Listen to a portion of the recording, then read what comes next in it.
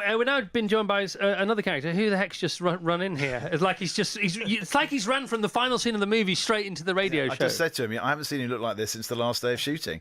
He looks all flushed and his hair's all blown away. You know, every time I see him these days, he's groomed, but not today. Who is this guy? This is George MacKay, who plays Schofield in the movie. And well done, mate. You just got off a plane. Yeah, literally. You are the Phil Collins of 1917. He won't even know what that means. No, exactly. No, he's too young. He's gone from Jimmy Fallon to Chris Evans in 10 hours. It's funny. Like I got off and I was like sprinting down the tube and I saw like a discarded Metro which has got an advert for the film on it and it said "Time is the enemy" and I was like, had 5 minutes to get here. I was like, oh come on. So you've been on the Jimmy Fallon show. Yeah.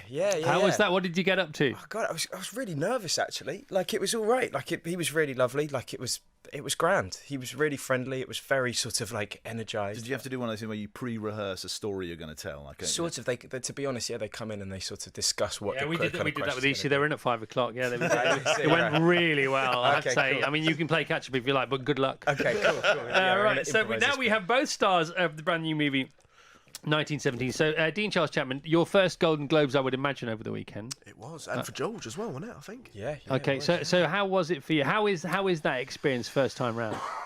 It was amazing. To be honest, we were saying this earlier. We hadn't quite thought about it beforehand. Well, we've been so busy doing bits and bobs and going to different places, we sort of forgot about the Golden Globes really and what it actually meant. And then suddenly you're standing on the red carpet with people you look up to.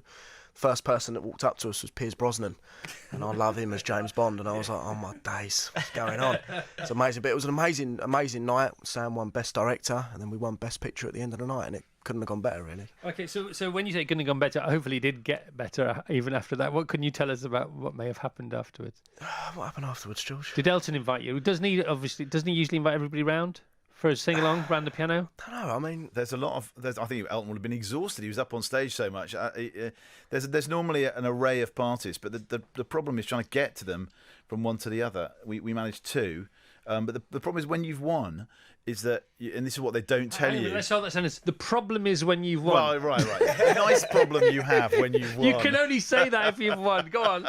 Is that you have to go backstage and you're elated, obviously, and excited, and then you go into a room filled with journalists who really do look like they've been there a long time, tapping away on their computers, and you have to do a press conference. You've got all sorts of interviews you need to do, morning shows, what have you. And by the time it spits you out, everyone else is like in full swing, and you've only just got there, So when we got to the party, everyone was leaving to go to the next one.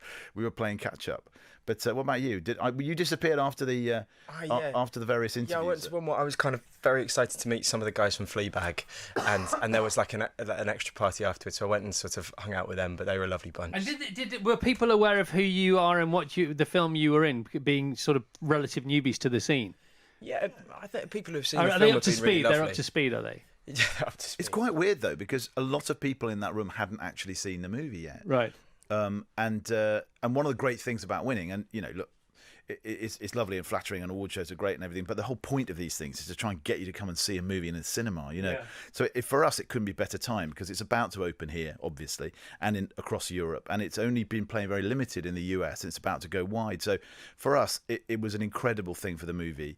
It just gives it such a boost at the perfect moment, and that was one of the things. But it was also quite clear that there was a number of people in there who had no idea what people were talking about. And the first time they'd seen George and Dean was standing behind me on the podium while I was waffling on, making my thank you speech. You made a few of those now. Does it get any easier? Does it get any better? Are you more in the moment? Because I bet you couldn't remember your first few. No, I blanked out those. Totally. But the funny thing about this one is I really didn't expect it. And normally you've got a fair idea when you go in. I think I'm not going to win this one, or I might win this one, and so you prepare. This one, genuinely, I thought we were fifth on the list of partly because which film did you think I thought Scorsese would win, and I thought he's Scorsese, for Christ's sake, and The Irishman is an amazing piece of work. But I just assumed that, and I think most other people did as well. But for me, it was a great privilege to be able to actually acknowledge him when I was up there. What I said was, we're all of us, all directors, in the shadow of Martin Scorsese, and to look down and see him, saying thank you from below was amazing, actually. So that for me, that was the high point. Because last night I was talking to my wife, and she said, talking about the movie, I was saying how great your film is, and it is absolutely off the charts good. It's Schindler's List good, is what it is. It's a Boy in the Striped Pajamas good, I think. And she was saying, so is it really one shot? So I said, yeah. So I went to this making of film that you can get on YouTube, and she said, what does it mean? I said, well, it's one shot, but it's not one take. So it's all based around the same shot, single camera, pulls out, pulls in, crashes out, pans. It's all just, you never cut, so there's never a cut. So that's the thing. But there are multiple takes of the same shot. And then the thing, God knows how you've digitized it together. That's really clever. I mean, you go to black a couple of times, there's an explosion, you could do it there, thinking, yeah but that's only 3 breaks, so that would be a half day's film, and it took you like nearly 8 months. So I'm thinking about all this, and then she says, well, is that the longest? Well, I said, that isn't a single shot. It isn't a single take. And she said, well, what is? So we started to Google the player. Yes. Which does have this massive, this one take. Altman, which is a 9-minute. It's incredible, that take. Yeah. I mean, I think the famous ones would be the player. The beginning of the player is incredible because it's sort of.